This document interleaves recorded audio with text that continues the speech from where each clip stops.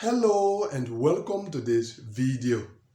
Some of you have been asking concerning my thoughts about the final cutoff numbers in the DV 2024 program, and sometime last week I said that I will create a video in which I will share with you how I think things will play out in this year's program.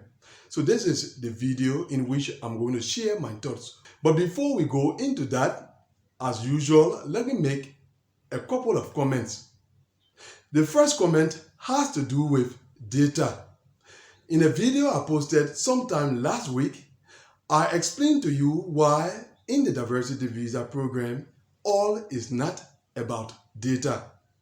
So some of you may be looking forward to me using the SEAC data to explain to you my position, but I'm not going to use the SEAC data or any other data relating to the DV 2024 program to explain what I think concerning the final cutoff numbers in this year's program. Let me ask those of you who have been using the SEAC data relating to the DV 2024 program to conduct analysis concerning the program, if the cutoff numbers that we have or that we have so far had for both the Asia and the Europe regions are justified considering the data that you are using. And the answer to that is no. Now, if the data from both of those regions cannot justify the current cutoff numbers in both of those regions, why should I rely on the same data to say what the final cutoff numbers in those regions or any other region for that matter will be? And another thing is that if the data do not justify the current cutoff numbers in those regions, it means that there should be another explanation as to why we have those cutoff numbers at the moment.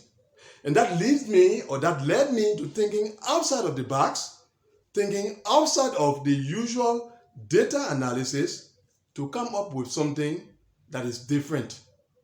And so what I think concerning both of those regions that are usually associated, that is Asia and Europe, is that their cutoff numbers are more dependent on an external factor than on data relating to both of those regions. I personally think that when it comes to both of those regions, there is some decision that is in place regarding the movement of their cutoff numbers.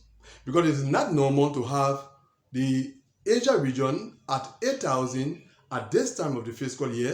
It is not normal to have the Europe region at 18,000 at this time of the fiscal year.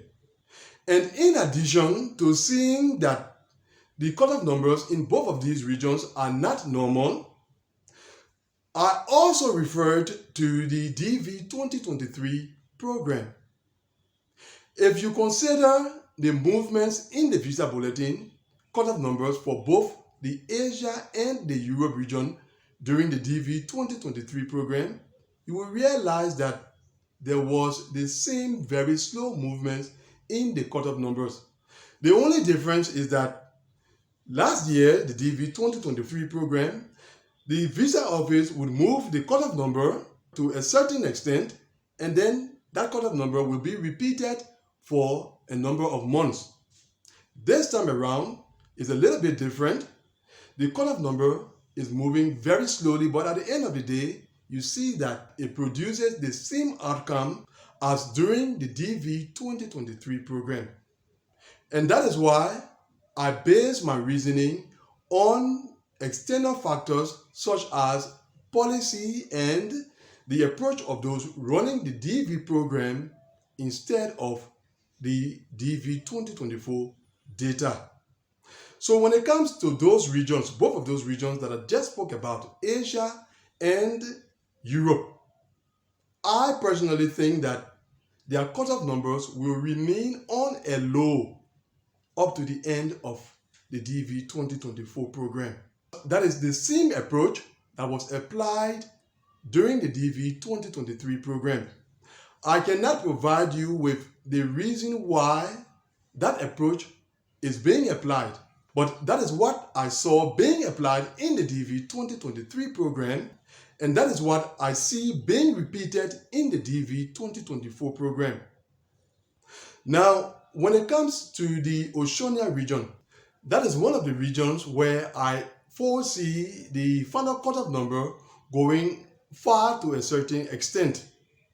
You may not know this, I've said it in a number of past videos. During the DV 2023 program, a leap was expected in the Oceania region for several months running. That leap was not applied until the final month. But as we know, the DV 2023 program came to an abrupt end, and most of the cases that were made current in the Oceania region did not have the opportunity to be interviewed. And because of that, I personally want to think that the approach of those running the diversity visa program will be to make up for what was lost in the DV 2023 program in this year's program, DV 2024. That is what I think based on the DV 2023 experience. And then to the final region, the Africa region. When it comes to the Africa region, I've already said it, and what I said before, I'm not going to change it in this video. I believe that the Africa region will go past 80,000 in the DV 2024 program.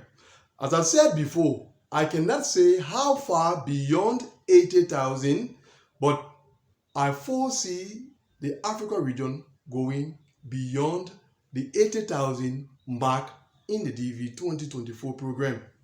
And once again, it's not because of data, but it's because of experience. The cutoff number in the Africa region has been observed to go as far as possible. Last year, for example, the Africa region went current. I personally do not expect that to happen in this year's program, but I believe that approach of extending the Africa cutoff number as far as possible will still be applied in the DV 2024 program. Now, before I end, don't forget that my guidance program still continues at all levels of the diversity visa program. Perhaps you have received your interview notification and you do not know what to do next. I also provide guidance in that respect. So I'm going to leave the link to my guidance platform just below this video. Click on it, and for a reasonable monthly subscription fee, join my guidance program for proper guidance with your diversity visa application. So for those of you who have been asking concerning what I think about the final cutoff numbers in the DV 2024 program, this is it. Thanks for watching this video. See you, God willing, in the next one. Goodbye.